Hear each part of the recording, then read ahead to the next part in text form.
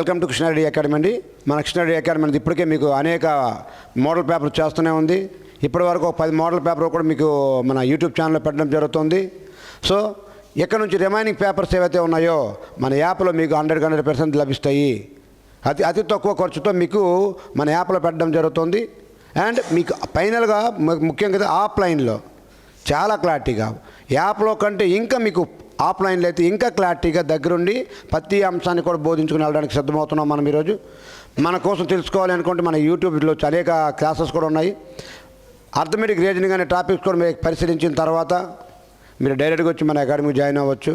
And remaining topics కూడా excellent faculty పెట్టించాము. ఆ faculties కూడా మీరు దృష్టిలో పెట్టుకొని రాష్ట్రంలో అండ్ ఆంధ్ర తెలంగాణలో నెంబర్ 1గా చలామణిలో ఉన్నటువంటి ఫ్యాకల్టీస్ మాత్రమే ఈరోజు మనకి వస్తూ ఉన్నారు. అండ్ 24 గంటల ఆల్రౌండర్ ప్రదర్శన చేయడానికి నేను మీకు ముందున్నాను. సో ఈ టీఏ పేపర్లో భాగంగానే ఒకసారి పరిశీలించండి. ఇక్కడ క్వశ్చన్ నెంబర్ 1 ఏదైతే ఉందో, భారతదేశంలో ఏ రాష్ట్రం అతిపెద్ద బీచ్ ఉంది? భారతదేశంలో ఏ రాష్ట్రంలో అతిపెద్ద బీచ్ ఉందని అడుగుతాడు. ఇక్కడ దీన్ని బట్టి చూస్తే రాష్ట్రాల పరంగా చూస్తే మీకు చాలా క్లారిటీగా చూడండి. The most of the students are incorrect చేయడానికే ట్రై చేస్తారు దీన్ని. ఆల్మోస్ట్ అందరూ కూడా భారతదేశం ఏ రాష్ట్రంలో అతిపెద్ద బీచ్ ఉంది అని అడిగితే ప్రతి ఒక్కరు కూడా తమిళనాడులో ఉంది అని రైట్ ఆన్సర్ చేస్తారు తప్ప, కానీ అది 100% అయితే రాంగ్ ఆన్సర్. ఈ బీచ్ ఏదైతే ఉందో దీన్ని కోస్తా తీరము, అంటే తీరము కూడా అంటారు. బీచ్ అనే పదంకి ఈ తీరం అని కూడా వస్తుంది. అప్పుడు ఎప్పుడు వస్తుంది దీని యొక్క రైట్ ఆన్సర్ ఎప్పుడు అవుతుంది అంటే, ఈ తమిళనాడు అనేది ఎప్పుడు మీకు రైట్ ఆన్సర్ అవుతుంది అంటే, మెరీనా బీచ్ అని అక్కడ బీచ్ల పేర్లు కానీ మెరీనా బీచ్ లేకపోతే ఆ బీచ్లు 4-5 బీచ్ల పేర్లు కానీ రాస్తే అప్పుడు మాత్రమే తమిళనాడులో ఉంటుంది మెరీనా బీచ్, భారతదేశంలో అతిపెద్ద బీచ్ అది. కానీ రాష్ట్రాలుగా నీకు ఇచ్చేటప్పుడు అంటే ఈ బీచ్ అంత అర్థం ఏంటి? ఈ తీరం ఏదైతే ఉందో ఆ తీరం అని అర్థము. అంటే భారతదేశంలో ఎక్కువ తీరరేఖ కలిగినటువంటి రాష్ట్రం ఏదంటే ఈ గుజరాత్ ఏదైతే ఉందో ఈ గుజరాత్ అండి. భారతదేశంలో ఇటీవల కాలంలో అప్డేట్ అయిన వెర్షన్లో వెళ్తూ ఉన్నాము. భారతదేశంలో ఎక్కువ తీరరేఖ కలిగిన రాష్ట్రం ఏదంటే గుజరాత్, 2వ స్థానంలో తీరరేఖ కలిగిన రాష్ట్రం ఏదంటే తమిళనాడు ఉంది, 3వ స్థానంలో ఆంధ్రప్రదేశ్ ఉంది. ఇది అప్డేటెడ్ వెర్షన్లో 2025 వరకు వెళ్తున్నటువంటి క్రైటీరియా. ఓకే అండి, ఇది చూస్తామండి. దీని మీకు ఆన్సర్లో మాత్రం భారతదేశంలో అతిపెద్ద బీచ్ ఏదంటే తమిళనాడు మాత్రం దయచేసి పెట్టకండి. ఒకవేళ బీచ్ పేర్లు గణిస్తే అప్పుడు మెరీనా ట్రంచ్ చెన్నైలో ఉంది, అది రైట్ ఆన్సర్ అవుతుంది. రాష్ట్రాలు కానీ ఆప్షన్లో ఉండేటప్పుడు అప్పుడు మొదటి ప్రిఫరెన్స్ మాత్రము ఈ గుజరాత్ రాష్ట్రం ఏదైతే ఉందో ఆ గుజరాత్ రాష్ట్రానికే ఇవ్వాల్సి ఉంటుంది. దీని యొక్క సారాంశం కూడా చూడండి. భారతదేశంలో అత్యంత పొడవైన తీరరేఖం కలిగిన రాష్ట్రం ఏదంటే గుజరాత్. ఓకే అండి, దీని సుమారుగా 1600 కిలోమీటర్లు కలిగి ఉంది. ఇక్కడ మీకు 2వ స్థానంలో ఆంధ్రప్రదేశ్ ఇచ్చాడు, కానీ ఇప్పుడు ఏదైతే తమిళనాడు ఏదైతే ఉందో తమిళనాడు 2వ స్థానంలో ఉంది. ఆంధ్రప్రదేశ్ మీకు 3వ స్థానంలో దూసుకెళ్ళింది. అండ్ తీరం ఎక్కువగా ఉండడం వల్ల ఎక్కువ సముద్ర వ్యాపారాలు కూడా బాగా మెండుగా జరుగుతాయి. మరి అతి తక్కువ తీరరేఖం కలిగినటువంటి రాష్ట్రం ఏది అంటే మీకు గోవా ఏదైతే ఉందో ఈ గోవా అండి. అతి తక్కువ తీరరేఖ కలిగినటువంటి రాష్ట్రం ఏదైతే ఉందో ఈ గోవా రాష్ట్రం అంటే మీకు ఇది ఆన్సర్గా చెప్పడము జరుగుతుంది. ఓకే అండి, మీకు తొక్కబడితే గోవా అని చెప్పండి. రాష్ట్రాలు ఇచ్చినప్పుడు అలకన గోవా బీచ్ల యొక్క పేర్లు ఇస్తే మాత్రం మెరీనా ట్రంచ్ అని మీరు సమాధానంగా పెట్టండి. ఓకే అండి, అకార్డింగ్ టు మీరు ఆప్షన్లు బట్టి ఎవరైతే ఆన్సర్ కరెక్ట్ చేయగలుగుతాడో వాడు మాత్రం సక్సెస్ అవుతాడు. ఎందుకంటే ఒక్క హాఫ్ మార్క్ చాలు నిన్ను జాబ్ నుంచి డిసైడ్ చేయడానికి, నువ్వు మెరిట్ లిస్ట్లో ఉండడమా లేకపోవడమా అని. కాబట్టి ఆచితూచి వ్యవహరిస్తూ మీరు ముందు ప్రతి దానికి కూడా క్వశ్చన్ ఆన్సర్ చేయాల్సి ఉంటుంది. అదేవిధంగా బిట్ నెంబర్ 2 కూడా చూడండి. ప్రపంచంలోని అతిపెద్ద ఎడారి ఏది? ఈ సహారా ఎడారి ఏదైతే ఉందో సహారా ఎడారి ఏ ఖండంలో ఉంది? ఆఫ్రికా ఖండంలో ఉంది. సహారా ఎడారి దాదాపుగా ఎన్ని దేశాలతో ఆక్రమించి ఉంది? 11 దేశాలు ఏవైతే ఉన్నాయో 11 దేశాల్లో ఆక్రమించి ఉన్నాయి. ఓకేండి, ఇంత క్లారిటీగా ప్రతి అంశం కూడా మీకు కంటెంట్ అందించుకొని రావడానికి ఆఫ్లైన్లో ఎగ్జామ్స్ కండక్ట్ చేస్తాం అండ్ ఆన్లైన్లో కూడా మన యాప్లో కూడా ఉంటాయి. చూడండి, సహారా ఎడారి ఆఫ్రికా ఖండంలో విస్తరించి ఉంది. ఇది ప్రపంచంలోని అతిపెద్ద వేడి అత్యంత హాట్ వేడి కలిగినటువంటి ఎడారి ఏదైతే సహారా ఎడారి. ఓకే అండి. దాదాపుగా 11 దేశాల్లో విస్తరించి ఉంది. ఇక్కడ వర్షపాతం చాలా తక్కువగా ఉంటుంది. ఈ సహారా ఎడారి ఏదైతే ఉందో దీంట్లో ఈ వర్షపాతం ఏదైతే ఉందో వర్షపాతం కూడా చాలా తక్కువగా నమోదవుతుంది ఇక్కడ. ఇది బిట్ నెంబర్ 2 అండి. అదేవిధంగా బిట్ నెంబర్ 3 కూడా మీరు ఒకసారి పరిశీలించండి. ఈ హరప్ప నగరం ఏదైతే ఉందో, ఈ హరప్ప ఏదైతే ఉందో ఏ నది ఒడ్డున ఉంది? ఈ మన రావి నది ఏదైతే ఉందో ఈ రావి నది ఒడ్డున ఉంటుంది. ఏదంటే హరప్ప అనే నగరము ఏ నది ఒడ్డున ఉంటుందంటే ఈ రావి నది ఒడ్డున మీకు ఉంటుంది. చూడండి, దీని యొక్క సారాంశం కూడా చూడండి. సింధులోయ నాగరికతకు చెందిన ముఖ్యమైన నగరాల్లో హరప్ప ఒకటి. సింధులోయ నాగరికతలో ముఖ్యమైన నగరాల్లో ఒకటి హరప్ప నాగరికత. హరప్ప ఇది ప్రస్తుతం పాకిస్తాన్లోని పంజాబ్ ప్రావిన్స్లో, పాకిస్తాన్లో కూడా ఒక పంజాబ్ ఉందండి. ఆ పంజాబ్ ప్రావిన్స్లో రావి నది ఒడ్డున ఈ హరప్ప అనే నగరం ఉంది. ఈ సింధు నదికి రావి ఒక ఉపనది. సింధు నదికి ఉపనది ఏది? ఈ రావి నది ఏదైతే ఉందో ఈ రావి నది సింధు నదికి ఒక ఉపనది. ఓకే, మొదటిసారిగా తవ్వకాలు ఎక్కడ జరిగాయి? ఎక్కడంటే ఈ హరప్ప అనే నగరంలో మొదటిసారిగా తవ్వకాలు జరిగాయి. ఇంకా డెప్త్కి వెళ్తే మీకు నెక్స్ట్ యొక్క వీడియోలో ఎలా వస్తాయంటే ఇక్కడ ఈ హరప్ప నగరం మొదటి తవ్వకాలు జరిపిన వాడు ఎవడు, ఏ సంవత్సరంలో జరిపారు అని అంత కంటెంట్ కూడా నెక్స్ట్ మీకు వీడియోలో మన ఆఫ్లైన్లో కండక్ట్ చేయడం జరుగుతుంది. ఓకే అండి. ఈచ్ అండ్ ఎవ్రీ వన్ ప్రతి బిన్ టు పిన్ మీకు ఆఫ్లైన్లో ధారాళంగా 1,00,000 మంది కాదు 10 లక్షల మంది పోటీ వచ్చిన మన పిల్లల్ని ఎవడు ఆపనంత విధంగా మీకు రెడీ చేస్తున్నాం మేము. నెక్స్ట్ చూడండి, ఈ కైవల్యం అనే పదం ఏ మతానికి సంబంధించినది? కైవల్యం అనే పదం ఏ మతం అంటే ఈ జైన మతం ఏదైతే ఉందో ఈ జైన మతానికి సంబంధించినటువంటిది కైవల్యం అనే పదము. ఇది కూడా చూడండి, దీని యొక్క అర్థం కూడా జైన మతంలో అత్యున్నత జ్ఞానాన్ని కైవల్యం అంటారు. విపరీతమైన జ్ఞానాన్ని సంపాదించిన కైవల్యం అంటారు. ఓకే అండి. మన జైన మతంలో అత్యున్నతమైన జ్ఞానాన్ని కైవల్యం అంటారు. అత్యున్నతమైన జ్ఞానాన్ని పొందినటువంటి వారిని కైవలిన్ అని పిలుస్తారు. ఈ జనన మరణము అండ్ జనన మరణ చక్రము నుండి విముక్తిని సూచిస్తుంది. జనన మరణ అనే చక్రము నుండి విముక్తిని సూచిస్తుంది ఏంటి? ఈ కైవల్యం అనే పదము. ఓకే అండి. అదేవిధంగా వర్ధమాన మహావీరుడు ఎక్కడ వద్ద జ్ఞానాన్ని పొందారంటే జుంబికా వనం. చాలా వర్ధమాన మహావీరుడు ఎవరైతే ఉన్నారో ఆయన ఎక్కడ జ్ఞానోదయం పొందారంటే ఈ జుంబిక అనే గ్రామం వద్ద జ్ఞానోదయాన్ని పొందుతారు. వర్ధమాన మహావీరుడు యొక్క ఎన్నో ఏటా తన ఇంటిని వదిలివెళ్ళారు, వర్ధమాన మహావీరుడు యొక్క కుమారుడి పేరేంటి, వర్ధమాన మహావీరుడు యొక్క తల్లిదండ్రుల పేరేంటి అనే అన్ని అంశాలు కూడా మీరు మన యూట్యూబ్ ఛానల్లో అర్థమైందనుకుంటారు. అదేవిధంగా చూడండి, బిట్ నెంబర్ 5 కూడా ఒకసారి చూడండి. భారత జాతీయ గీతాన్ని ఎవరు రాశారు? భారత జాతీయ గీతం ఏదైతే ఉందో దాన్ని ఎవరు రాశారు? మన రవీంద్రనాథ్ ఠాగూర్ ఎవరైతే ఉన్నారో రవీంద్రనాథ్ ఠాగూర్ రాశారు భారత జాతీయ గీతాన్ని. ఓకే అండి. భారత జాతీయ గేయాన్ని ఎవరు రాశారు? బంకిం చంద్ర చటర్జీ గారు రాశారు. అయితే ఈ జాతీయ గీతాన్ని మొత్తం పాడడానికి ఎన్ని సెకండ్లు పడుతుంది? 52 సెకండ్లు పడుతుంది. అదే జాతీయ గీతాన్ని సంక్లిప్తంగా తక్కువ టైంలో పాడడానికి, ఫర్ ఎగ్జాంపుల్కి యుద్ధం ఇలాంటివి వస్తున్నాయి, దాంట్లో మరి 10 సెకండ్లు 20 సెకండ్లు వెళ్ళిపోవాలనుకున్న టైంలో అతి తక్కువ టైంలో పాడడానికి జనగణమనాన్ని సంక్లిప్తంగా పాడడానికి ఎన్ని సెకండ్లు పడుతుంది? 20 సెకండ్లు పడుతుంది. 20 సెకండ్లు పడుతుంది. అండ్ రవీంద్రనాథ్ ఠాగూర్ దీన్ని ఏ భాషలో రచించారు? కామెంట్ చేయండి. ఎక్కడి నుండి రాశారు? కామెంట్ చేయండి.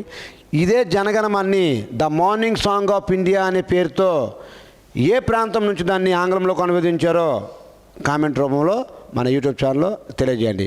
ఇలాంటి అన్ని కోచింగ్లకు కూడా మీకు ఆన్లైన్లో కొన్ని కోచింగ్లు మాత్రమే మీకు కనిపిస్తున్నాయి మిత్రమా. నీకు నిజంగా చెప్తున్నారు కదా 10 లక్షల మంది పోటీ వచ్చినా నీకు ఆఫ్లైన్లో ఇన్ డీటెయిల్డ్గా 100% నువ్వు మెరిట్ లిస్ట్లో ఉండే విధంగా పెట్టడం జరుగుతుంది. అదేవిధంగా చూడండి, దీని సమాచారంగా చూడండి. రవీంద్రనాథ్ ఠాగూర్ జనగణమనాన్ని బెంగాలీ భాషలో రాస్తారు. ఏ భాష అండి? మన బెంగాలీ భాష ఏదైతే ఉందో బెంగాలీ భాష. దీన్ని పాడడానికి 52 సెకండ్లు పడుతుంది. తక్కువ టైంలో అయితే సంక్లిప్తంగా అయితే 20 సెకండ్స్ పడుతుంది. ఓకే. రవీంద్రనాథ్ ఠాగూర్ సాహిత్యానికి నోబెల్ బహుమతి కూడా పొందిండు. ఆసియా ఖండంలో నోబెల్ బహుమతి పొందిన మొదటి ఆసియావాసి ఎవరు? మన రవీంద్రనాథ్ ఠాగూర్ గారే. ఏ సంవత్సరంలో 1913 ఏదైతే ఉందో ఆ సంవత్సరంలో మనకి నోబెల్ ప్రైజ్ పొందడం జరిగింది. సో సాహిత్యంలో నోబెల్ బహుమతి పొందిన మొదటి ఆసియావాసి, ఒక భారతీయుడే కాదండి, మొదటి ఆసియావాసి కూడా మన రవీంద్రనాథ్ ఠాగూర్ గారు. సాహిత్యం ఓకే అండి. గీతాంజలి ఏదైతే ఉందో, ఈ గీతాంజలి అనే పుస్తకం రాసినందుకు గాను ఆయనకి నోబెల్ బహుమతి అనేది ప్రదానం చేయడం జరిగింది. అదేవిధంగా బిట్ నెంబర్ 6 కూడా మీరు ఒకసారి పరిశీలించండి. కింది వాటిలో ఏది ఏషియన్లో సభ్య దేశం కాదు? ఏషియన్ అంటే ఆగ్నేయాసియా దేశాల్లో సభ్యత్వం కానటువంటి దేశం ఏది అని చాలా క్లారిటీగా అడిగాడు. అంటే ఏషియన్ కంట్రీలో ఏ దేశంలో సభ్యత్వం ఉందో నీకు తెలిస్తే అప్పుడు కాని దేశం అనేది నువ్వు ఫైండ్ అవుట్ చేయగలుగుతావు. ఇచ్చినటువంటి ఆప్షన్లో ఇండియా అనేది ఆగ్నేయాసియా దేశంలో, ఆసియాలో సభ్యత్వం లేదు. ఆగ్నేయాసియా దేశంలో ఇండియాకి సభ్యత్వం లేదు. మిగతా 3 దేశాలు ఏవైతే ఉన్నాయో, మయన్మార్కు ఉంది, లయన్స్కు ఉంది, అండ్ మయన్మార్, మలేషియాకు ఉంది, మయన్మార్కు ఉంది, లియోస్ ఏదైతే లాహోస్, ఈ మన లాహోస్ ఏదైతే ఉందో లాహోస్ కూడా ఉంది. ఏ ఇండియాకి సభ్యత్వం లేదంటే మన ఇండియాకి ఏషియన్లో సభ్యత్వం లేదు. ఓకే అండి. దీని యొక్క సారాంశం కూడా మీరు ఒకసారి పరిశీలించండి. ఇక్కడ భారతదేశం దక్షిణాసియా దేశంలో ఉంది తప్ప ఆగ్నేయాసియా దేశం మాత్రం కాదు. భారతదేశం ఆగ్నేయాసియా దేశం కాదు. భారతదేశం ఏదంటే ఈ దక్షిణాసియా దేశము. ఒకసారి గ్లోబ్లో మీరు కరెక్ట్గా పరిశీలించినట్లయితే ఆఫ్లైన్లో మన ఇండియా యొక్క పొజిషన్తో పాటుగా ఈచ్ అండ్ పార్ట్ మీకు ఎక్స్ప్లెయిన్ చేయించుకొని వివరించడం జరుగుతుంది. దానిలో భాగంగానే ఆ ఎక్స్ప్లెనేషన్తో నువ్వు ఇది ఆన్సర్ చేసే విధంగా తయారవుతాం. చూడండి, ఇక్కడ మయన్మార్ మరియు లాహోస్ మరియు మలేషియా ఇందులో సభ్య దేశాలు.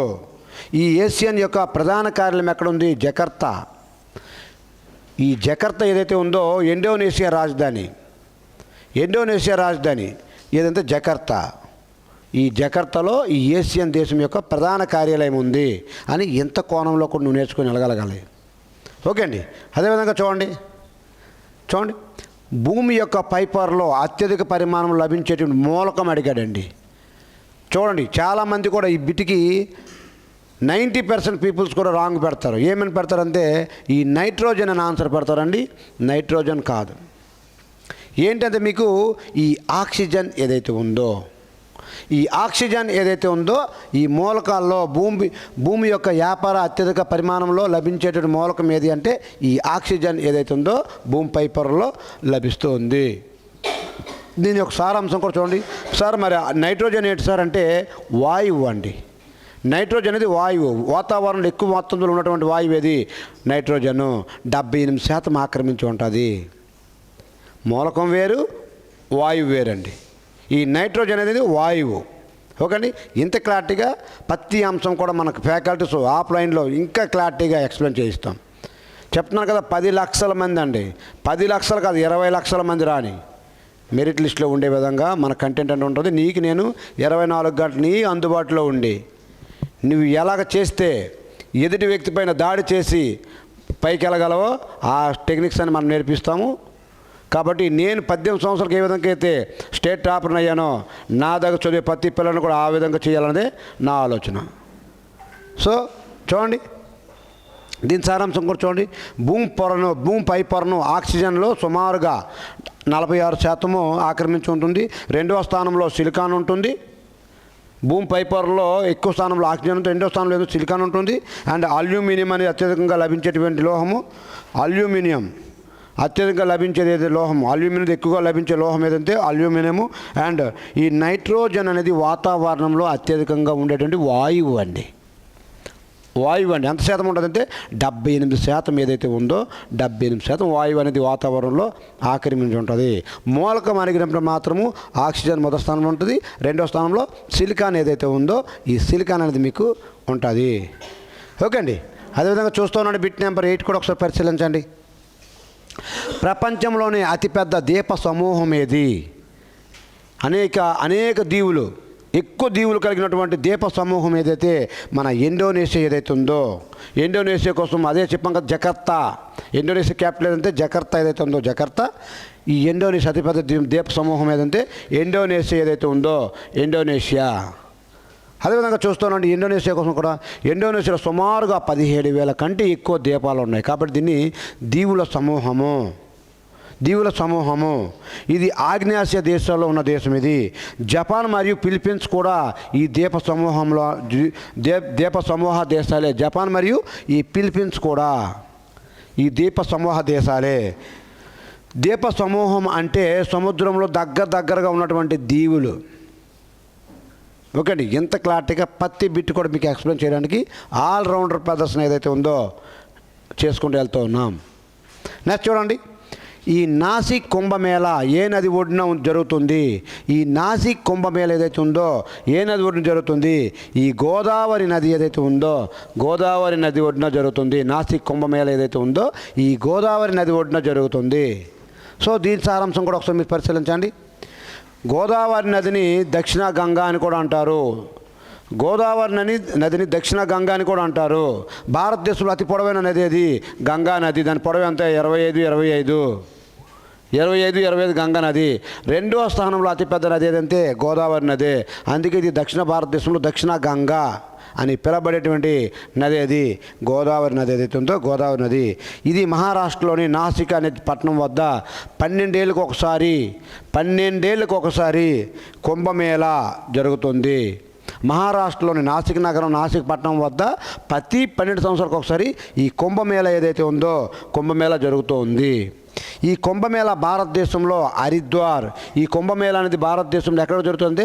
హరిద్వార్ జరుగుతుంది, దేవప్రయాగ్ వద్ద జరుగుతుంది, ప్రయాగరాజ్ వద్ద జరుగుతుంది, ఉజ్జయిని వద్ద జరుగుతుంది, మరియు నాసిక్ అనే 4 ప్రదేశాల్లో కూడా ఈ కుంభమేళా జరుగుతూ ఉంటుంది. కానీ గోదావరి నది ఒడ్డున మాత్రము ఈ నాసిక్ పట్టణం వద్ద కుంభమేళా జరుగుతుంది. ఈ మిగతా 3 కూడా గంగా నది యొక్క పరివాహక ప్రాంతంలో ఈ కుంభమేళా జరుగుతాయి. నాసిక్లో జరిగిన కుంభమేళా ఎన్ని సంవత్సరాలకు ఒకసారి జరుగుతుంది? 12 సంవత్సరాలకు ఒకసారి జరుగుతుంది అన్న ఎంత కంటెంట్ కూడా ఇవ్వడానికి మనం సిద్ధమవుతూ ఉన్నాం. చూడండి, అదేవిధంగా చూడండి, మీకు క్వశ్చన్ నెంబర్ 10 కూడా మీరు ఒకసారి పరిశీలించండి. భారత రాజ్యాంగం ఆదేశిక సూత్రాల ఆలోచనను ఏ రాజ్యాంగం నుండి సేకరించింది? నెంబర్ ఆఫ్ టైమ్స్ ఈ పాలిటీ ఏదైతే ఉందో ఏమేమి అడుగుతున్నాడు? భారత రాజ్యాంగము ప్రాథమిక హక్కులు. భారత రాజ్యాంగంలో ప్రాథమిక హక్కులు ఏ దేశం నుంచి గ్రహించింది? అమెరికా నుండి గ్రహించింది. ప్రాథమిక హక్కులు ఎక్కడి నుంచి ఎక్కడి వరకు ఉంటాయి? 12 నుంచి 35 వరకు గల ఆర్టికల్లు ప్రాథమిక హక్కుల కోసం వివరిస్తున్నాయి. ప్రాథమిక హక్కులు ఏ భాగంలో ఉంటాయి? 3వ భాగంలో ఉంటాయి. ఓకే అండి, ఇలాగా ప్రతి అంశం. అదేవిధంగా ఆదేశిక సూత్రాలు ఏ భాగంలో ఉంటాయి? 4వ భాగంలో ఉంటాయి. 36 నుంచి 51 వరకు గల ఆర్టికల్స్ అన్నీ దేనికోసం వివరిస్తున్నాయి? ఆదేశిక సూత్రాల కోసం వివరిస్తున్నాయి. మనకేం బిట్ అడిగాడు? ఈ ఆదేశిక సూత్రాలు ఏవైతే ఉన్నాయో ఇది ఏ దేశ రాజ్యాంగం నుండి గ్రహించారు? మన ఐర్లాండ్ రాజ్యాంగం ఏదైతే ఉందో ఐర్లాండ్ రాజ్యాంగం నుంచి గ్రహించాము ఆదేశిక సూత్రాలు. ఆదేశిక సూత్రం న్యాయ సమీక్ష లేదు, న్యాయస్థానాల ద్వారా సంరక్షించుకోలేము ఆదేశిక సూత్రాలకి. కానీ ప్రాథమిక హక్కులకి న్యాయ సమీక్ష ఉంది. న్యాయస్థానాల ద్వారా మనం సంరక్షించుకోవచ్చు. న్యాయ సమీక్ష అనే పదంకి ఏ ఆర్టికల్లో ఉంది? 13వ ఆర్టికల్ ఏదైతే ఉందో 13వ ఆర్టికల్ అనేది మీకు న్యాయ సమీక్ష కోసం వివరిస్తూ ఉంది. అంతే, పిన్ టు పిన్ ఎంత రేంజ్లో చెప్పాలో వాడికి ఆ రేంజ్ చెప్పుకుంటే రేపు 1,00,000 మంది 10 లక్షల మంది పోటీ వచ్చినా ఇలా అర్థమైంది అనుకుంటా. చూడండి, దీని యొక్క సారాంశం చూడండి. భారత రాజ్యాంగంలో 4వ భాగంలో ఆదేశిక సూత్రాలు ఉన్నాయి. వీటిని ఐర్లాండ్ రాజ్యాంగం నుండి గ్రహించాము. ఆర్టికల్ కూడా రాసుకోండి. 36 నుంచి 51 వరకు గల ఆర్టికల్స్ ఏవైతే ఉన్నాయో ఆదేశిక సూత్రాల కోసం వస్తున్నాయి. ఇంకో కోణంలో మీకు చూసుకుంటే ఈ ప్రాథమిక విధులు ఫండమెంటల్ డ్యూటీస్ ఏవైతే ఉన్నాయో దానికోసం వివరించే ఆర్టికల్ ఎంత? 4 భాగంలోని ఏ ఆర్టికల్లోన 51A అనే ఆర్టికల్ ఏదైతే ఉందో 4A అనే భాగంలోనే 51A ఆర్టికల్ ఏదైతే ఉందో మీకు రేపు ప్రాథమిక విధుల కోసం వివరిస్తుంది. ఫండమెంటల్ డ్యూటీస్ వేరు, డైరెక్టివ్ ప్రిన్సిపల్స్ వేరు, ఫండమెంటల్ రైట్స్ వేరు. కాబట్టి ప్రతి అంశం కూడా చాలా క్లారిటీ మీరు నేర్చుకుని వెళ్ళగలిగితే రేపు నువ్వు 100% ఆన్సర్ చేయగలుగుతావు. బిట్ నెంబర్ 11 కూడా ఒకసారి పరిశీలించండి. రాష్ట్ర ప్రభుత్వ కార్యనిర్వాహక అధికారి ఎవరు? మన రాష్ట్ర ప్రభుత్వం యొక్క కార్యనిర్వహణ అధికారి ఎవరు? మన గవర్నర్ ఎవరైతే ఉన్నారో గవర్నరు. కేంద్ర ప్రభుత్వం యొక్క కార్యనిర్వహణ అధికారి ఎవడు? రాష్ట్రపతి. దేశ పరిపాలన మొత్తం ఎవరి పేరు మీద నిర్వహిస్తున్నారు? రాష్ట్రపతి పేరు మీదుగా. వాస్తవాధికారులు ఎవరు చెలాయిస్తున్నారంటే ప్రధానమంత్రి చెలాయిస్తున్నారు. నామమాత్రపు అధికారాలు మాత్రమే మనము రాష్ట్రపతి దగ్గర ఉన్నాయి. అంతే. రాష్ట్రపతి కోసం మాట్లాడుకుంటూ పోతే ఇంకా వీడియో మరి చెప్పాల్సిన అవసరం లేదు మీకు. సో అదేవిధంగా మనం బిట్స్లో ఉన్నాం కాబట్టి దీన్ని ఒకసారి చూడండి. మరి గవర్నర్ ఎవరి చేత నియమించబడతాడు? రాష్ట్రపతి చేత నియమించబడతాడు. గవర్నర్ యొక్క వయసు ఎంత ఉండాలి? 35 సంవత్సరాలు ఉండాలి. రాష్ట్రపతి వయసు ఎంత ఉండాలి? 35 సంవత్సరాలు ఉండాలి. ఉపరాష్ట్రపతి వయసు ఎంత ఉండాలి? ఉపరాష్ట్రపతి వయసు ఎంత ఉండాలి? 35 ఉండాలి. లోక్సభ సభ్యుడి యొక్క వయసు ఎంత ఉండాలి? కామెంట్ రూపంలో తెలియజేయండి. ఓకే అండి. ఈ విధంగా ప్రతి కంటెంట్ కూడా రాజ్యసభ యొక్క వయసు ఎంత ఉండాలి, లోక్సభ యొక్క వయసు ఎంత ఉండాలి అనే ప్రతి అంశాన్ని కూడా మీకు చాలా క్లారిటీగా మీకు పాయింట్ టు పాయింట్ ఎక్స్ప్లెయిన్ చేయడం జరుగుతుంది. ఇది కూడా మీరు ఒకసారి చెక్ చేసుకోవచ్చు. అదేవిధంగా బిట్ నెంబర్ 12 కూడా చూడండి. భారతదేశ చరిత్రలో, బ్రిటిష్ ఇండియా చరిత్రలో భారతదేశంలో ఒక చట్టం, మొట్టమొదటి భారతదేశంలో ఒక చట్టం చేయబడింది. అదే రెగ్యులేటింగ్ చట్టము. రెగ్యులేటింగ్ చట్టం భారతదేశం చట్టాల్లో మొట్టమొదటి చట్టం ఏదంటే ఈ రెగ్యులేటింగ్ చట్టము. ఏ సంవత్సరంలో చేశామో 1773 ఏదైతే ఉందో, 1773 ఏదైతే ఉందో దీన్నే రెగ్యులేటింగ్ చట్టంగా 1773 ఈ రెగ్యులేటింగ్ చట్టం భారత మొట్టమొదటిసారిగా ఏర్పాటు చేశాము. ఓకే అండి. దీని యొక్క కాన్సెప్ట్ కూడా ఒకసారి మీరు పరిశీలించండి. బ్రిటిష్ ఈస్ట్ ఇండియా కంపెనీ వ్యవహారాలను నియంత్రించడానికి ఈ చట్టం చేశారు. దీని ద్వారా బెంగాల్ గవర్నర్ జనరల్ పదవి సృష్టించబడింది. దీని ద్వారా 1773 రెగ్యులేటింగ్ చట్టం ద్వారా బెంగాల్ గవర్నర్ జనరల్ అనే పదవి సృష్టించబడింది. మొట్టమొదటి బెంగాల్ గవర్నర్ జనరల్ ఎవడు? వారెన్ హేస్టింగ్స్ ఎవరైతే ఉన్నారో ఆయన. మొట్టమొదటి భారతదేశ గవర్నర్ జనరల్ ఎవరు? మొట్టమొదటి బెంగాల్ గవర్నర్ జనరల్ వేరు, మొట్టమొదటి భారతదేశ గవర్నర్ జనరల్ వేరు, మొట్టమొదటి వైస్రాయ్ వేరు. అన్ని కంటెంట్ కూడా ఒకే చోట మీకు ఆఫ్లైన్లో 100% కంటెంట్ అందించడానికి సిద్ధమవుతుంది. ఇక్కడ మీకు మొట్టమొదటి బెంగాల్ గవర్నర్ జనరల్ ఎవరంటే వారెన్ హేస్టింగ్స్ ఎవరైతే ఉన్నారో ఆయన. ఏ చట్టం ప్రకారం ఆయన బెంగాల్ గవర్నర్ జనరల్ అయ్యారు అని బిట్ అడిగితే 1773 రెగ్యులేటింగ్ చట్టం ఏదైతే ఉందో ఆ చట్టం ప్రకారం ఏర్పడడం జరిగింది. సో గమనిస్తూ ఉండండి ఎలా బిట్లు అలా చూస్తుండండి ఏ రేంజ్లో మీకు తీసుకెళ్తుందో చూడండి. ఒక్క బిట్టుగా చెప్పడం కాదు మిత్రమా, ఒకదానికి 10 రకాలుగా చెప్పి నీకు 100% మరి ఏ రేంజ్లో బిట్టు అడిగినా. ఎందుకంటే జిఎస్ అనేది మహాసముద్రం కాబట్టి ఆ మహాసముద్రంలో మనం ఏదాలి. చిన్న పిల్ల కాలువల్లో ఎవరైనా ఇస్తారు, అర్థమెటిక్ రీజనింగ్ అంతా ఎవరైనా ఇస్తాం, కానీ మహాసముద్రంలో ఇది నువ్వు సక్సెస్ఫుల్ అవ్వగలగాలి. ఇలాంటి మహాసముద్రంలో కూడా మీకు ఇది అవకాశం ఉండాలి. చూడండి, ఇది దక్షిణ భారతదేశపు మాంచెస్టర్ అని దేన్ని పిలుస్తారు? ఈ కోయంబత్తూర్ ఏదైతే ఉందో, దక్షిణ భారతదేశం మాంచెస్టర్ ఏదైతే ఉందో కోయంబత్తూర్ని దక్షిణ భారతదేశం మాంచెస్టర్ అంటారు. అలా కాస్త మరి మాంచెస్టర్ ఆఫ్ ఇండియా ఏది? అహ్మదాబాద్ గుజరాత్లో ఏదైతే ఉందో అది. ఈ మాంచెస్టర్ అనేది ఏంటి? ఇంగ్లాండ్లో ఉన్నటువంటి ఒక వస్త్ర పరిశ్రమ నగరము. మాంచెస్టర్ అనేది ఒక నగరము. ఆ నగరంలో విపరీతమైనటువంటి వస్త్రాలు తయారవుతాయి. కాబట్టి భారతదేశంలో ఎక్కువ వస్త్రాలు తయారయ్యేటువంటి నగరం ఏది? అహ్మదాబాద్ ఏదైతే ఉందో గుజరాత్లో ఉంటుంది అక్కడ. మరి అలా దక్షిణ భారతదేశంలో ఏది? ఇదో కోయంబత్తూర్. తమిళనాడులో ఏదైతే ఉందో తమిళనాడులో. ఓకే, దీని సారాంశం కూడా ఒకసారి పరిశీలించండి మీరు. కోయంబత్తూర్ తమిళనాడు పత్తి మిల్లులకు బాగా మరి వస్త్ర పరిశ్రమ బాగా ప్రసిద్ధి చెంది అందుకే దీన్ని మాంచెస్టర్ ఆఫ్ సౌత్ ఇండియాగా పేర్కొంటారు. మరి గుజరాత్లోని అహ్మదాబాద్ను భారతదేశపు మాంచెస్టర్గా పేర్కొంటారు. అండ్ మాంచెస్టర్ అనేది ఇంగ్లాండ్ దేశంలో ప్రముఖ పారిశ్రామిక నగరం. ఇది మాంచెస్టర్ అనేది ఒక నగరం అండి, బట్టలకు బాగా తయారయ్యేటువంటి ఇంగ్లాండ్లోని ఒక నగరం ఆ మాంచెస్టర్. ఆ మాంచెస్టర్ పేరు మీద మనకి ఈరోజు బిట్లు అడుగుతున్నారు. దక్షిణ ఇండియా మాంచెస్టర్ ఏదంటే కోయంబత్తూరు, భారతదేశ మాంచెస్టర్ ఏదంటే అహ్మదాబాద్ ఏదైతే ఉందో గుజరాత్ రాష్ట్రంలో ఉంటుందండి. చూడండి ఎంత క్లారిటీగా ప్రతి అంశం కూడా చూడండి ఒకసారి. భారతదేశ జాతీయ స్మారక చిహ్నం అని ఏ స్మారక చిహ్నాన్ని పిలుస్తారు? దీనికోసం మాట్లాడుకుంటూ పోతే 2 గంటలని మనం మాట్లాడవచ్చు.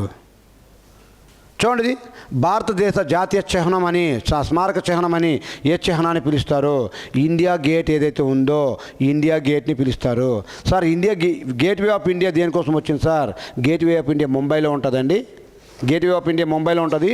మన జార్జ్ పైవ్ ఎవరైతే ఉన్నారో ఈ జార్జ్ పైవ్ ఎవరైతే ఉన్నారో భారతదేశానికి సందర్శించిన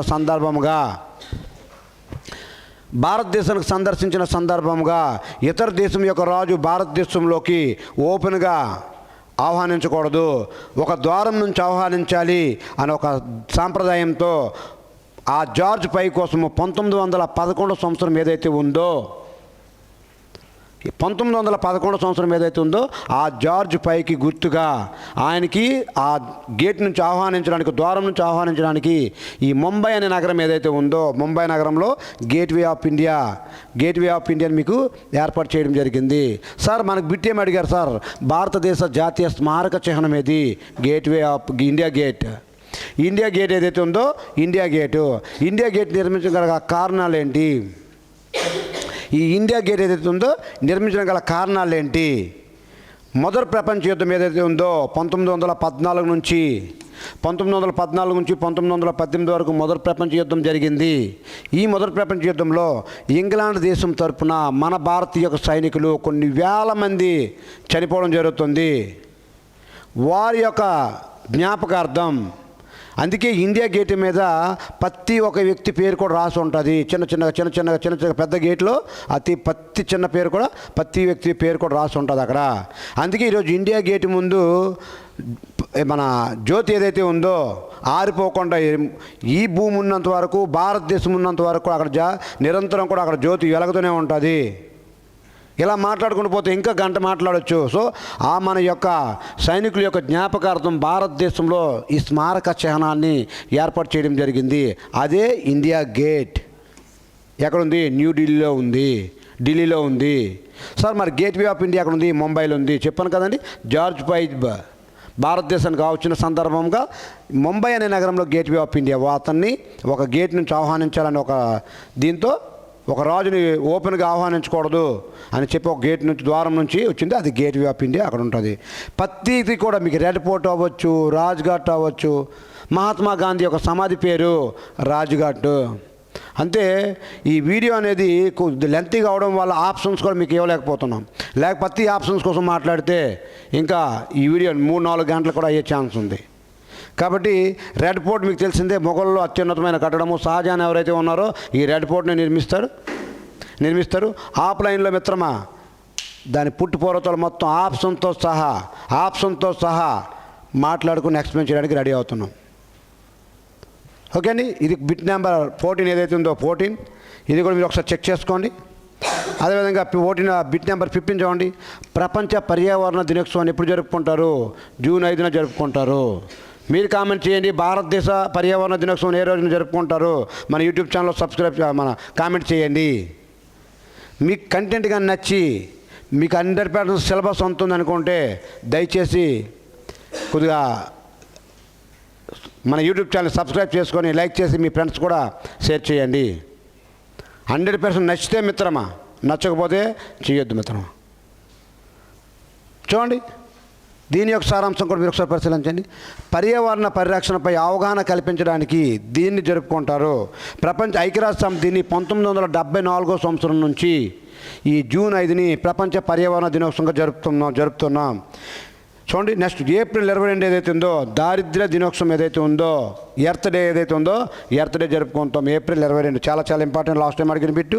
అండ్ డిసెంబర్ 1న BSF day and AIDS day, December 1న జరుపుకుంటాం. BSF day and AIDS day ఏదైతే ఉందో ఈ డిసెంబర్ 1నే మనం జరుపుకుంటాం. నెక్స్ట్ బిట్ చూడండి. చిప్కో ఉద్యమం దేనికి సంబంధించిందంటే మీకు చూడండి, ఉమెన్స్ రైట్సా, సేవింగ్ ఫారెస్ట్ ఏదైతే ఉందో అడవుల్ని సంరక్షించడం కోసము ఈ చిప్కో ఉద్యమం ఏదైతే ఉందో దేనికి సంబంధించింది? ఈ సుందర్లాల్ బహుగుణ ఎవరైతే ఉన్నారో ఆయన ఈ చిప్కో ఉద్యమాన్ని నుంచి మన నర్మదా నది ఏదైతే ఉందో ఆ నర్మదా నది ఒడిన అడవులు నరుకుతూ ఉంటే దాన్ని ఆపడం కోసము ఈ ఉద్యమాన్ని స్టార్ట్ చేసినటువంటి వ్యక్తి సుందర్లాల్ బహుగుణ. ఓకే అండి. దీని యొక్క సారాంశంగా మీరు పరిశీలించండి. చెట్లను నరకకుండా ప్రజలు వాటిని హత్తుకొని చిప్కో అడ్డుకున్నారు. సుందర్లాల్ బహుగుణ ఈ ఉద్యమానికి నాయకత్వం వహించారు. ఇది ఉత్తరాఖండ్ రాష్ట్రంలో చాలా ఇంపార్టెంట్, ఉత్తరాఖండ్ రాష్ట్రంలోని ప్రారంభమైంది. ఈ పర్యావరణ ఉద్యమాల్లో ఇది ఒక మైలురాయిగా ఈ చిప్కో ఉద్యమాన్ని పేర్కొంటారు. ఉత్తరాఖండ్ మన రాష్ట్రం ఏదైతే ఉందో అక్కడ ఇది ప్రారంభమైంది. చూడండి, ప్రపంచంలోని అత్యంత పొడవైన నది ఏది? నైలు నది ఏదైతే ఉందో, నైలు నది ప్రపంచంలో అత్యంత పొడవైన నది ఏదంటే నైలు నది. పొడవైన నది ఏదంటే నైలు నది. అలా కాకుండా అతిపెద్ద నీటి పరివి అతిపెద్ద నది ఏదంటే అమెజాన్. పొడవైన అడిగాడు కాబట్టి మీకు నైలు నది ఏదైతే ఉందో ఇది మీకు ఆన్సర్ అవుతుంది. అతిపెద్ద నది ఏదంటే అమెజాన్ మీకు ఆన్సర్గా అవుతుంది. ఈ నైలు నది అనేది భూమధ్య రేఖను ఎన్నిసార్లు దాటుతుంది కామెంట్ రూపంలో తెలియజేయండి. నైలు నది అనేది ఎన్ని దేశాలకు గుండా వెళ్తుంది మన కామెంట్ రూపంలో తెలియజేయండి.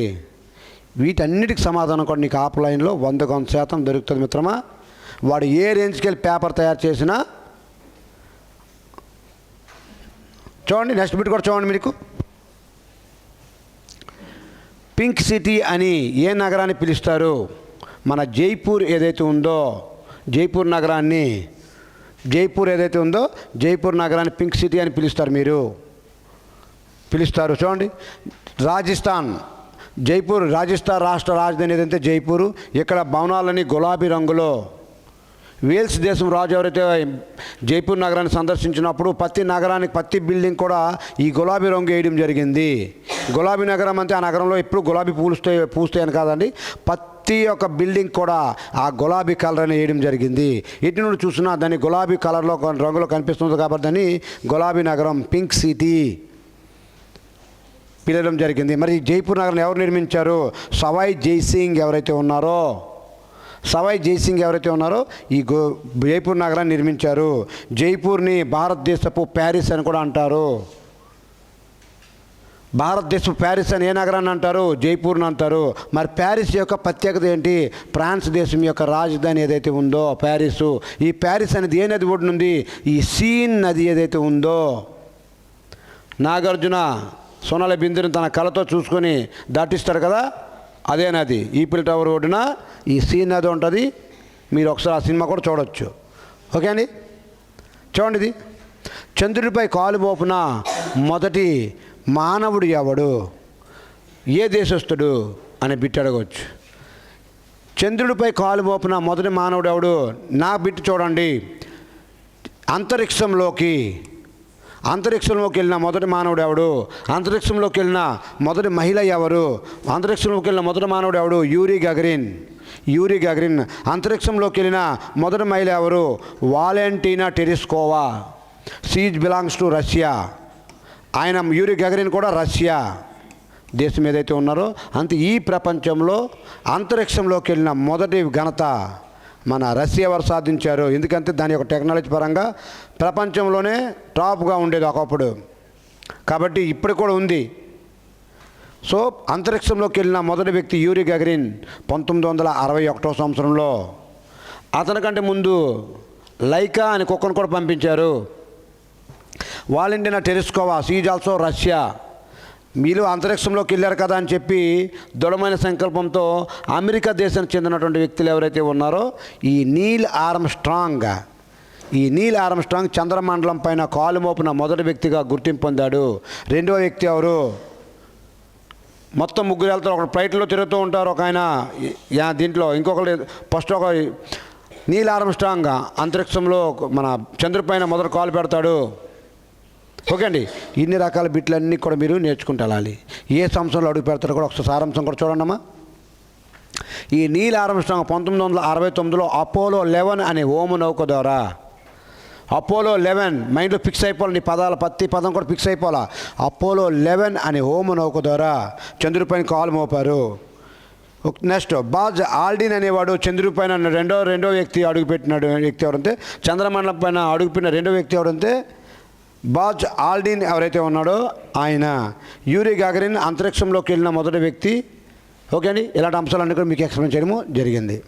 అదేవిధంగా బిట్ నెంబర్ 20 చూడండి. ఐక్యరాజ్య సమితి ప్రధాన కార్యాలయం ఎక్కడుంది?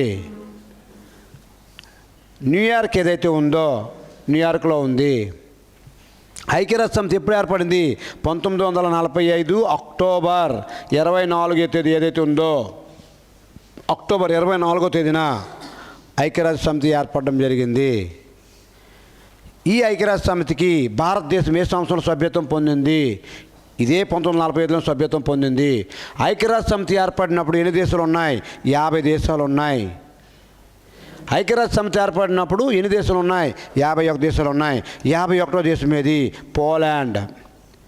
ఈ పోలాండ్ దేశం ఏదైతే ఉందో 51వ దేశం జరిగింది. ఐక్యరాజ్య సమితిలో ప్రస్తుతం ఎన్ని దేశాలు ఉన్నాయి? 193 దేశాలు ఉన్నాయి. 193వ దేశం ఏది? 190వ దేశం ఏది? ఇవన్నీ కూడా మన యూట్యూబ్ ఛానల్లో కామెంట్ చేయాలి. ఓకే అండి.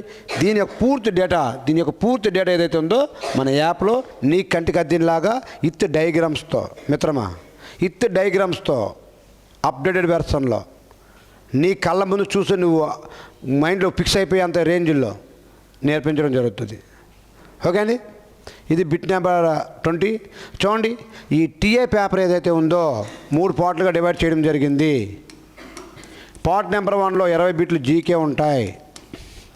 పార్ట్ నెంబర్ 2లో జిఎస్ జనరల్ సైన్స్ 15 బిట్లు ఉంటాయి. అండ్ అర్థమెటిక్ మన టాపిక్ ఏదైతే ఉందో అర్థమెటిక్ మన టాపిక్ ఇది, దీనికి కూడా 15 బిట్లు ఉంటాయి. టోటల్గా 50 బిట్లు ఉంటాయి. 50లో మీకు 50 × 2 100 మార్కులకి అండి, 100 మార్కులకు ఉంటుంది. సో ఈ విధంగా మీకు ప్రతిదీ కూడా మనం రెడీ చేస్తూ ఉన్నాం. బిట్ని రెండో కోణం కూడా ఒకసారి పరిశీలించండి. శరీరంలోని గాయం లేదా కోత ఏర్పడిన తర్వాత రక్తం దేని ద్వారా గడ్డకడుతుంది? చాలా చాలా ఇంపార్టెంటు. జనరల్ సైన్స్లో 15 బిట్లో మొదటి బిట్ అండి ఇది. దేని ద్వారా రక్తం గడ్డకడుతుంది అంటే ప్లేట్లెట్లు ఏవైతే రక్త పలికికలు. ఒకవేళ విటమిన్ అడిగాడంటే కే విటమిన్ వల్ల విటమిన్ అడిగితే కే అని పెట్టండి. అలా కాకుండా దేని ద్వారా గడ్డకడుతుందంటే రక్త పలికికలు, ప్లేట్లెట్స్ ద్వారా. ఓకే, దీని సారాంశం కూడా ఒకసారి పరిశీలించండి. రక్తం గడ్డకట్టడంలో ప్లేట్లెట్స్ కీలకమైన పాత్ర పోషిస్తాయి. ఇది శరీరంలో రక్తం అధికంగా పోకుండా అడ్డుకుంటుంది. రక్తం గడ్డకట్టడానికి విటమిన్ కే అవసరము. విటమిన్ అడిగితే మాత్రం కే అని చెప్పండి. ఓకే. ఆర్బీసీ మన రెడ్ బ్లడ్ సెల్స్ అనేది ఆక్సిజన్ని సరఫరా చేస్తాయి. రెడ్ బ్లడ్ సెల్స్ ఎర్ర రక్త కణాల జీవితకాలం ఎంత? 120 రోజులు. తెల్ల రక్త కణాల యొక్క జీవితకాలం ఎంత? కామెంట్ చేయండి. అదేవిధంగా చూడండి, ఎర్ర రక్త కణాల పని ఏంటి అంటే ఆక్సిజన్ని సరఫరా చేయడము. బాడీలో ఉన్నటువంటి ప్రతి పార్టీ కూడా ఆక్సిజన్ సరఫరా చేస్తాయి, మన రెడ్ బ్లడ్ సెల్స్ చేస్తాయి. అలా కాకుండా వైట్ బ్లడ్ సెల్స్ తెల్ల రక్త కణాలు ఏవైతే ఉన్నాయో వ్యాధి నిరోధక మనల్ని పెంచుతాయి, వ్యాధి నిరోధక శక్తిని ఇస్తుంది, వ్యాధి నిరోధక శక్తిని పెంచుతుంది మనలో. ఓకే అండి. ఈ విధంగా ప్రతి బిట్ కూడా మీకు ఎక్స్ప్లెయిన్ చేయడం జరుగుతుంది. నీటిలో కరిగినప్పుడు ఆమ్ల ద్రవణం ఇచ్చేటువంటి ఉప్పుని ఏమంటారు అని చాలా క్లారిటీగా అడిగారు. మీకు చూడండి, సోడియం అనుకుంటారు. అమోనియా క్లోరైడ్ ఏదైతే ఉందో అమోనియా క్లోరైడ్ బలమైన ఆమ్లం మరియు బలహీనమైన క్షారాల నుండి ఏర్పడే లవణాలను ఆమ్ల స్వభావాన్ని కలిగి ఉంటాయి. అమోనియం క్లోరైడ్ నీటిలో చర్య జరిపి ఆమ్ల ద్రవాన్ని ఏర్పరుస్తుంది. ఈ సోడియం కార్బోనేట్ క్షారద్రవాన్ని ఇస్తుంది.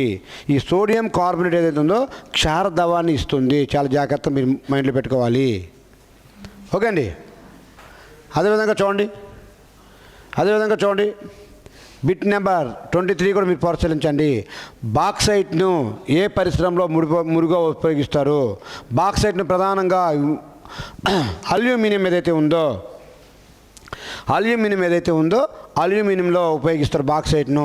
ఈ బాక్సైట్ అనేది అల్యూమినియం యొక్క ప్రధాన ధాతువు. ఓర్ అంటారు దీని నుండి అల్యూమినియం నుండి సంగ్రహిస్తారు. అల్యూమినియం తేలికపాటి లోహము కావడంతో విమానాల తయారీలో దేన్ని ఉపయోగిస్తారో అల్యూమినియం తేలికపాటి లోహం కావడం వల్ల విమానాల తయారీలో ఈ అల్యూమినియం వాడతారు. చూడండి, హెమటైట్ అనేది ఏంటంటే ఇనుము యొక్క ధాతువు. ఏదంటే హెమటైటు. ఇవన్నీ కూడా లాస్ట్ ఎగ్జామ్లో వచ్చిన బిట్లే. 100 రకాలు మీకు ఎగ్జామ్స్ పెట్టకుండా ఇచ్చినటువంటి 20, 30, 50 ఎగ్జామ్లోనే అన్ని బిట్లు కవర్ చేసి నీకు రెడీ చేయడం జరుగుతుంది. ఓకే అండి.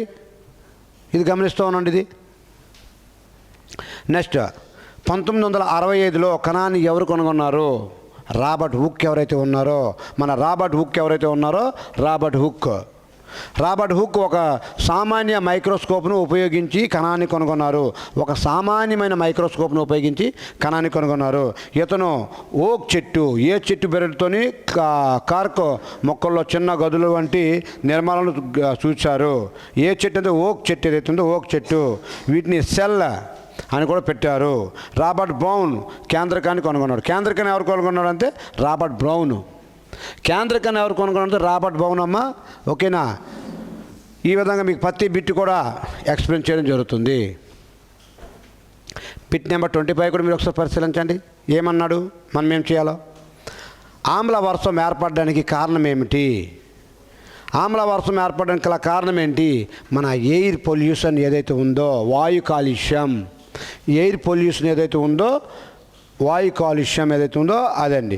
పరిశ్రమల వాహనాల నుండి వెలువడేటువంటి కార్బన్ మోనాక్సైడ్, సల్ఫర్ మరియు నైట్రోజన్, అంటే కార్బన్ మోనాక్సైడ్ అనేది దీనికి ప్రధాన కారణం అవుతుంది. కార్బన్ మోనాక్సైడ్ ఏదైతే ఉందో, కార్బన్ మోనాక్సైడ్ అనేది దీనికి ప్రధాన కారణము. ఓకే అండి. ఈ విధంగా మీకు ప్రతి బిట్ కూడా ఎక్స్ప్లెయిన్ చేయడం జరుగుతుంది. నీటికి గరిష్ట సాంద్రత ఏ ఉష్ణోగ్రత వద్ద లభిస్తుంది? నీటికి గరిష్ట ఉష్ణోగ్రత ఏదైతే ఉందో దీనివల్ల లభిస్తుంది? -4 డిగ్రీ సెల్సియస్ ఏదైతే ఉందో దీనివల్ల గరిష్ట సాంద్రత అనేది నీటికి లభిస్తుంది. నీటికి గరిష్ట సాంద్రత ఎక్కడ లభిస్తుంది? 4 డిగ్రీ సెల్సియస్ వద్ద. సార్ మరి 0 డిగ్రీ సెల్సియస్ వద్ద ఏమవుద్ది? నీరేమో గడ్డకడుతుంది. 0 డిగ్రీ సెల్సియస్ వద్ద ఏమవుతుంది? నీరేమో గడ్డకడుతుంది. సార్ మరి నీరు అనేది ఎక్కడ ఆవిరి అవుతుంది? సార్ 100 డిగ్రీ సెల్సియస్ వద్ద నీరు అనేది ఆవిరి అవుతుంది. చూడండి మిత్రం ఏ విధంగా బిట్లు అడుగుతున్నాడో. ప్రతి ఆప్షన్ కూడా నీకు టైం ముందు ఎక్స్ప్లెయిన్ చేయాలని ఉంది, కానీ ఆఫ్లైన్లో మాత్రం ఇవన్నీ జరుగుతాయి.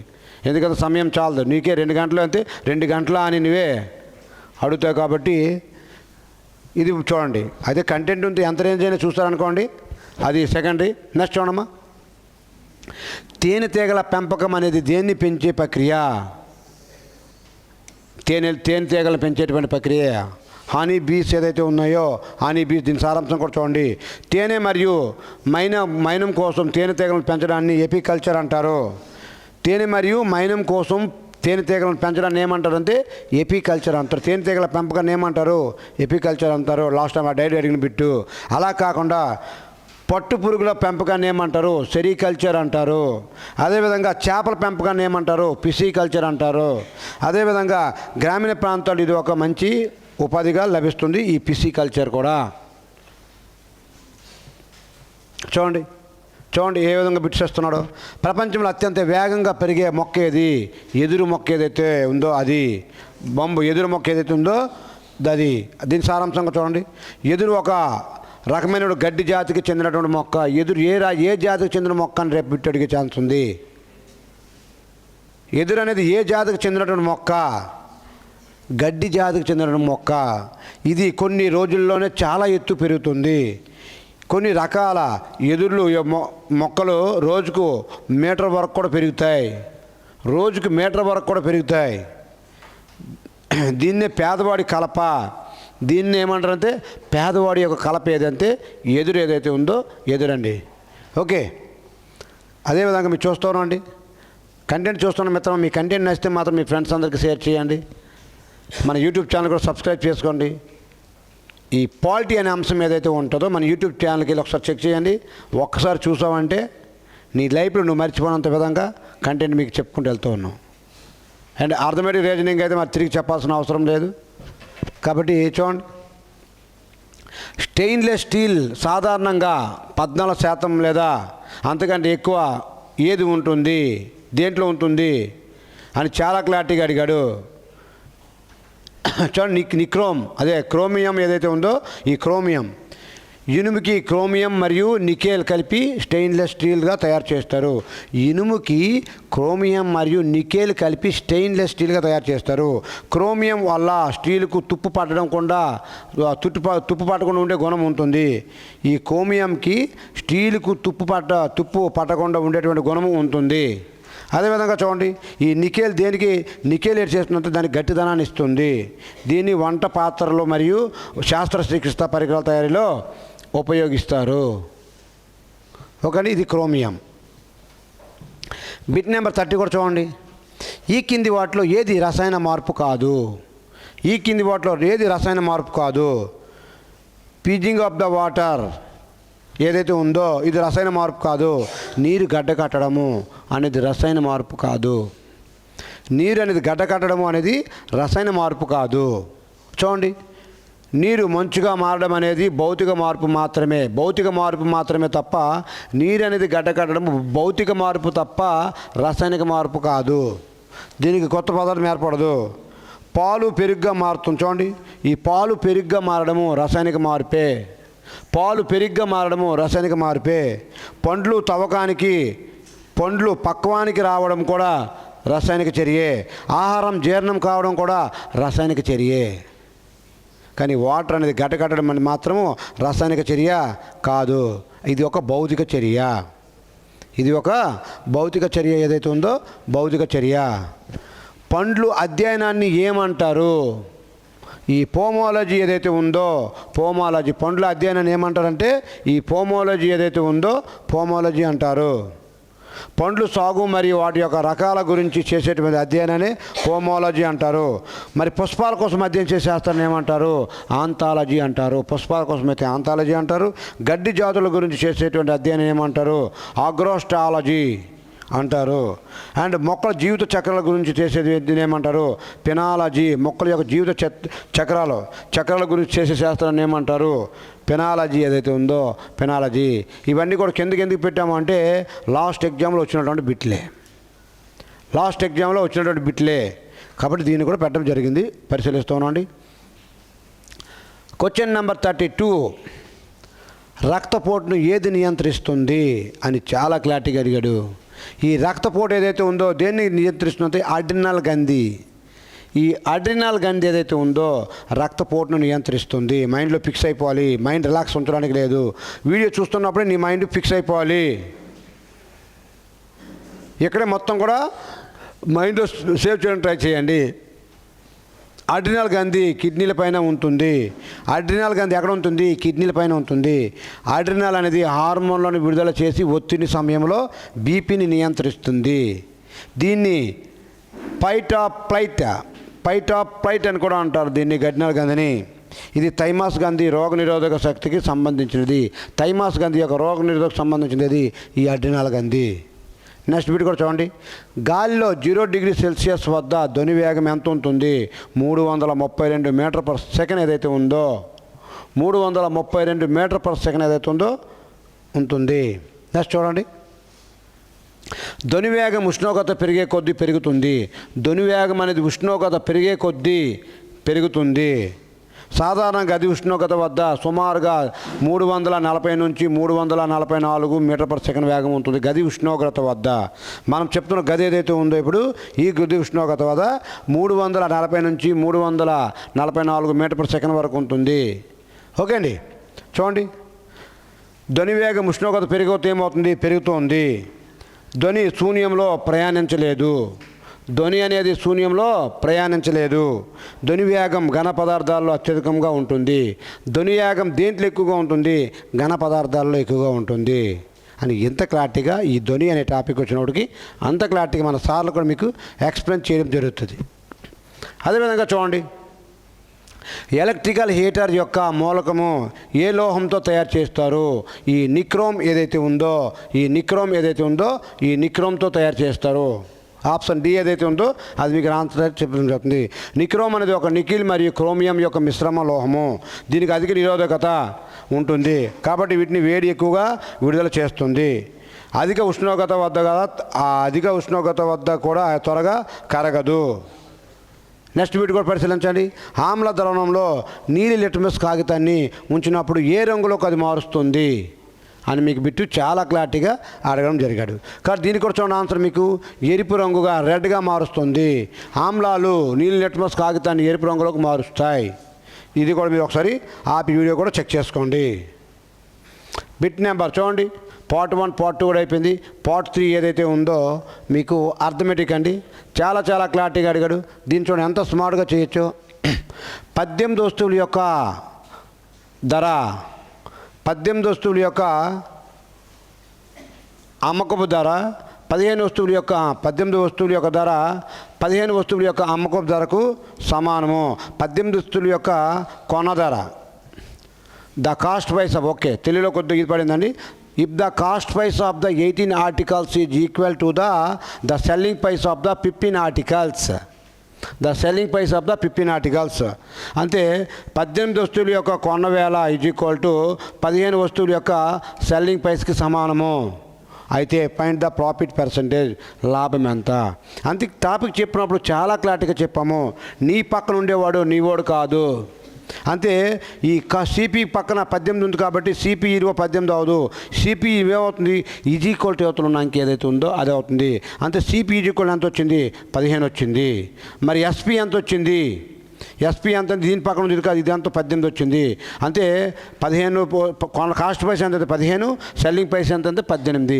వీటి మధ్య డిఫరెన్స్ ఎంత ఉంది 3 కాస్ట్ ప్రైస్ ఇంటూ 100 ఏదైతే ఉందో 100 అని చేసుకుంటే 3 ఒకట్ల 3 ఐదుల 5 ఒకట్ల 5 రెళ్ళ 20% ఏదైతే ఉందో 20% మీకు ఆన్సర్ చెప్పడం జరుగుతుంది. 10 సెకండ్ల మీకు చెప్తున్నాను కాబట్టి ఈ మాత్రం లేట్ అవుతుంది మాత్రం, లేదంటే ఇలా చూసి దాన్ని పెట్టి 10 సెకండ్ల లెక్క ఇది. సో చూడండి నెక్స్ట్ క్వశ్చన్ నెంబర్ 37 కూడా చూడండి. ఏమన్నాడంటే 76ను 7:5:3:4 నిష్పత్తులు విభజిస్తే అది చిన్న భాగం ఏది. అంటే 7:5:3:4లో చిన్న భాగం ఏది 3 అండి. కాబట్టి ఈ మొత్తం కలిపితే ఎంత 10, 19. 19కి ఎంత సమానమైంది 76. 19 ఒకటిలో 19 నాలుగులా 1 పార్ట్ ఈజ్ ఈక్వల్ ఎంత వచ్చింది 4 వచ్చింది. చిన్న పార్ట్లు ఎన్ని 3. అంటే 4 × 3 ఎంత 12 ఏదైతే ఉందో ఈ 12 అనేది మీకు ఆన్సర్గా చెప్పడము జరుగుతుంది. ఎంత సునాయాసంగా మీకు ఈ అర్థమెటిక్ రీజనింగ్ పైన నేనే మీకు డీల్ చేస్తున్నా. సార్ నేను ఆర్ట్స్ గ్రూప్ వాడిని, సార్ నేను బయాలజీ గ్రూప్ వాడిని, నాకు మ్యాథ్స్ రాదు సార్, నేను దాంట్లో 0. రా మిత్రమా, నువ్వు 0 అయితే నేను నీకు హీరోని చేస్తా, నువ్వు 0 అయితే నేను నీకు హీరోని చేస్తాను. రా బేస్ లెవెల్ నుంచి ఢిల్లీ తరహాలో నీకు అందించుకుని నీ అంట నేనున్నా. నువ్వు 0 కానీ నేను హీరో చేసే బాధ్యత 0 to హీరో ఏదైతే ఉందో ఆ చేసే బాధ్యత నేను తీసుకుంటా. 10 లక్షలు కదా 20 లక్షల మంది పోటీ రాని నేను నీ వెనకున్నా. ఓకేని ఇది బిట్ నెంబర్ 37 ఏదైతే ఉందో 37. అదే బిట్ నెంబర్ 38 కూడా పరిశీలించండి.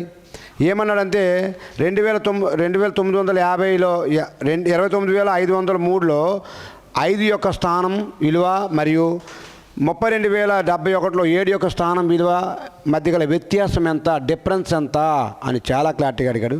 అందుకు మీకు ఏమంటున్నాడంటే ఇచ్చినటువంటి సంఖ్యలు 5 యొక్క స్థానం విలువ ఇక్కడ చూడండి, ఇక్కడ 1, 10, 100.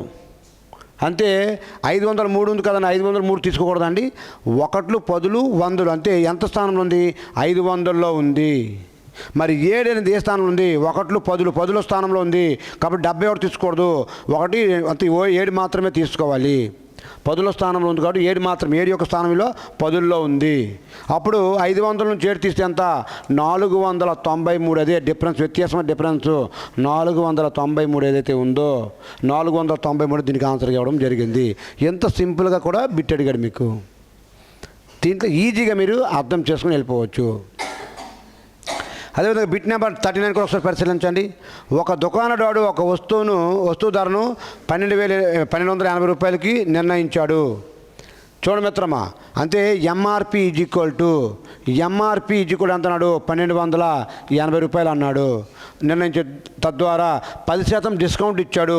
10% డిస్కౌంట్ ఇచ్చాడంటే 100లోన 100%లో 10% తీసేస్తే ఎంత వచ్చింది 90%. మీద 90% డిస్కౌంట్ ఇచ్చాడు.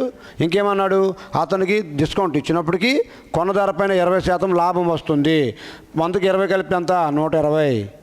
ఒకటే స్టెప్లో చెప్తున్నాను మిత్రమా, నీకు ఆఫ్లైన్లో ఇంకా క్లారిటీగా చెప్పాను కదా. నువ్వు 0 నుంచి హీరో చేసే బాధ్యత అర్థమెటిక్ అండ్ రీజనింగ్ పరంగా నేను తీసుకుంటా. ఎంతమంది అయినా పోటీ రాని పోటీలు నిలిపే విధంగా నేను రెడీ అవుతున్నా. 0కి 0 చూడండి, ఇక్కడ 3 మూల 3 నాలుల చూడండి, ఇక్కడ 4 మూల 4 రెళ్ళ ఇంత 3 సున్నాల 0 3 రెళ్ళ 6 3 మూల 9 960 ఏదైతే ఉందో 960 అనేది మీకు ఆన్సర్గా చేయడము జరుగుతుంది. ఇంత క్లారిటీగా ప్రతి అంశాన్ని కూడా మీకు ఎక్స్ప్లెయిన్ చేసుకొని వెళ్ళడానికి ముసిద్ధమవుతున్నాం. ఇది క్వశ్చన్ నెంబర్ 40 కూడా ఒకసారి పరిశీలించండి. A/B ఎంత, B/C ఎంత, అయితే A/C ఎంత అడిగాడు, అంతే B/C అడిగాడండి. A/B ఎంత అడిగాడు 2:5 అన్నాడు. B/C ఎంత అన్నాడు, Bది B రాసం, C4 అన్నాడు. ఇక్కడ దేంతో ఎండ్ అయింది, 5తో ఎండ్ అయింది, ఇక్కడ 5 వేసుకోండి. ఇక్కడ దేంతో ఎండ్ అయింది 3 ఎండ్ అయింది, 3 వేసుకోండి. ఈ 2 గుణిస్తే 3 × 6, 5 × 3 = 15, 5 × 4 = 20.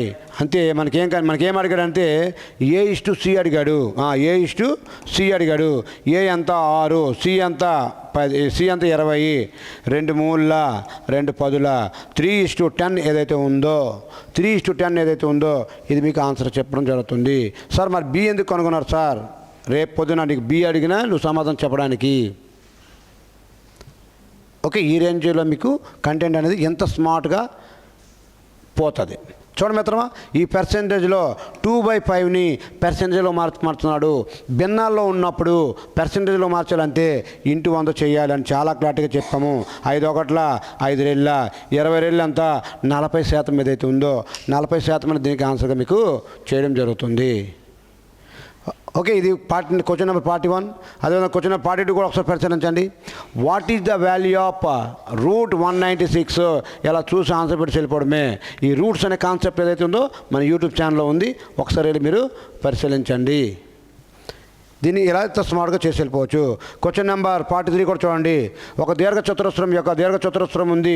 దీని యొక్క పొడవు 20 సెంటీమీటర్లు, వెడల్పు ఎంత ఇచ్చాడు 8 సెంటీమీటర్లు ఇచ్చాడు. దాని వైశాల్యము L/B ఏదైతే ఉందో L/B 20 × 8 160 ఏదైతే ఉందో 160 దీనికి ఆన్సర్గా మీకు చెప్పడం జరుగుతుంది. వైశాల్యం అడిగితే L/B, ఒక చుట్టుకోవాలంటే 2 × L+B. కారణం అడుగుంటే అర్థమైంది అనుకుంటాను. మన యూట్యూబ్ ఛానల్లో కామెంట్ చేయండి. నెక్స్ట్ చూడండి, క్వశ్చన్ 44 కూడా ఒకసారి చూడండి. What is the value of 7² - 5² అన్నాడు. అంటే A² - B² అనే ఫార్ములాలో A + B × A - B ఏదైతే ఉందో ఫార్ములా ఆధారంగా చేసుకోవాలి. ఇప్పుడు మీకు ఇక్కడ చూడండి, ఇది A, ఇది B అండి. A ఎంత ఇచ్చాడు 7 ఇచ్చాడు, B ఎంత 5 ఇచ్చాడు, ఈ 2 ఎంత 12 × A ఎంత 7, ఓకే, B ఎంత 5, ఈ 2 తీస్తే అంత మీకు మైనస్ చేస్తే అంత 2, కాబట్టి 12 2 ఎంత 24 అని ఎంత సింపుల్గా మీరు చూసుకొని వెళ్ళిపోవచ్చు. అంతే ఫార్ములా A² - B² ఫార్ములా ఉంది ఇది. అంతే A × B × A - B చేస్తే మీకు ఇది అలా చిటికలో మీకు సమాధానము దొరుకుతుంది. క్వశ్చన్ నెంబర్ 45 కూడా పరిశీలించండి. I = మీకు ఏమన్నాడు, సాధారణ వడ్డీ అడిగాడు. SI = PTR/100 ఏదైతే ఉందో 100. SI ఎంత, P ఎంత ఇచ్చాడు 5000 ఇచ్చాడు. T ఎంత ఇచ్చాడు 2 సంవత్సరాలు ఇచ్చాడు. R ఎంత ఇచ్చాడు 8% ఇచ్చాడు. బై ఎంత ఉందా, ఈ 2 సంవత్సరాలు పోతే 8 ఏళ్ళు 16, 16 5 80, అంతే 800 ఏదైతే ఉందో 800 ఏదైతే ఉందో 800 దీని ఆన్సర్గా మీకు చెప్పడం జరుగుతుంది. సో నెక్స్ట్ చూడండి. ఒక సంఖ్యను 9తో భాగించినప్పుడు శేషం 5 వస్తుంది. ఈ కింది వాటిలో ఏది సాధ్యము? చూడండి, ఇక్కడ ఏమన్నాడంటే 32 ఇచ్చాడు, 41 ఇచ్చాడు, ఆప్షన్లో 50 ఇచ్చాడు, 59 ఇచ్చాడు. ఏమంటున్నాడంటే 9తో భాగించినప్పుడు శేషము 5 వస్తుంది. 9తో శేషం అన్నాడు కాబట్టి దీనికి మైనస్ చేస్తే అంత 5 మైనస్ తీస్తే కరెక్ట్ చెప్తే అంత 27. దీంట్లో -5 తీస్తే ఎంత 36. దీంట్లో -5 తీస్తే ఎంత 45. దీంట్లో -5 తీస్తే ఎంత, శేషం 5 అన్నాడు కూడా మైనస్ చేయాలి 54. సో అన్ని ఆప్షన్లు కూడా రైటే ఇచ్చాడు. కాబట్టి ఆన్సర్ ఏమవుతుంది, నన్ ఆఫ్ దీస్ ఏదైతే ఉందో ఇది మనకు ఆన్సర్ రావాలి. అంత ఇచ్చిన ఏది మీరు రైట్ పెట్టినా అది రైటే ఆన్సరు. మీరు ఏది పెట్టినా రైటే, ఇచ్చిన ఆప్షన్ కూడా ఏది ఇచ్చినా రైటే. దీంట్లో వాడు క్వశ్చన్ తయారు చేయడం అనేది రాంగ్, అంతే ఆప్షన్లు ఇవ్వడం రాంగ్. కాబట్టి మీకు అన్ని చూడండి, 9తో 27 అయిపోతుంది, 36 అయిపోతుంది, 45 అయిపోతుంది, 54 అయిపోతుంది. కాబట్టి నన్ ఆఫ్ దీస్ ఏదైతే ఉందో అది మీకు ఆన్సర్ అవ్వాలి. క్వశ్చన్ నెంబర్ 47 కూడా ఒకసారి పరిశీలించండి. What is the value of 2/3 of 45? 45లో 2/3 ఎంత వంతు అని అడిగాడు. 3 1 3 5 అంతే 15 ఎంత 30 ఏదైతే ఉందో 30. 30 ఏదైతే ఉందో ఈ 30 అనేది దీనికి ఆన్సర్గా మీకు చెప్పడం జరుగుతుంది. క్వశ్చన్ నెంబర్ 48 కూడా మీరు ఒకసారి పరిశీలించండి. ఏమన్నాడు? ఒక రైలు 2 గంటల్లో 120 కిలోమీటర్లు దూరం ప్రయాణిస్తుంది, దాని వేగం ఎంత? చాలా క్లారిటీగా చెప్పాను.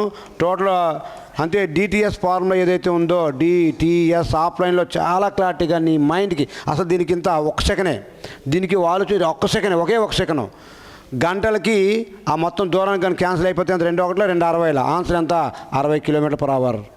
అంతే కాలానికి దూరానికి కానీ క్యాన్సిల్ చేస్తే వచ్చేదే మీటర్/సెకండ్ ఏదైతే అంతే km/h. అంతే వేగం ఏదైతే వేగం అవుతుంది. కాబట్టి 120 ఎంత అండి? 2 ఒకటిలో 2 60. అప్పుడు ఏమడిగాడు మనకి? ఎస్ అడిగాడు.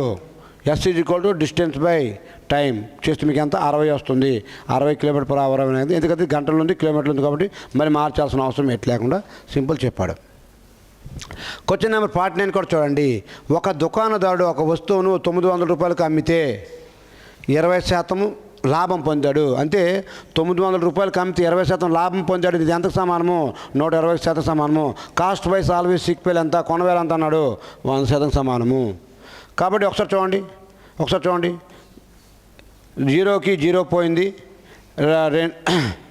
ఒకసారి చెక్ చేసుకోండి. 4 మూల 4 మూల 4 25, 4 మూల 4 25, 3 ఒకట్ల 3 మూల. కాబట్టి ఎంత? 750 ఏదైతే ఉందో 25 మూల 75 0 750 అయితే అది మీకు ఆన్సర్గా చెప్పడం జరుగుతుంది. So question number last question చూడండి. ఈ సెక్షన్లో లాస్ట్ క్వశ్చన్ అంటే చాలా ఈజీగా అడిగాడు. చూడండి. 5x = 3x + 16 అన్నాడు. అయితే find the value of x ఎంత అని అడిగాడు. Find the value of x ఎంత అన్నాడు. యువతలు 5x ఉంది, యువతలు 3x ఉంది. ఈ 3x ఇదికి వస్తే ఏమవుద్ది? -3x అవుద్ది. అప్పుడు 5xలో 3x తీస్తే ఎంత? 2x = ఎంత? 16. 2 ఒకట్ల 2 8. అప్పుడు x = ఎంత వచ్చింది? 8 వచ్చింది.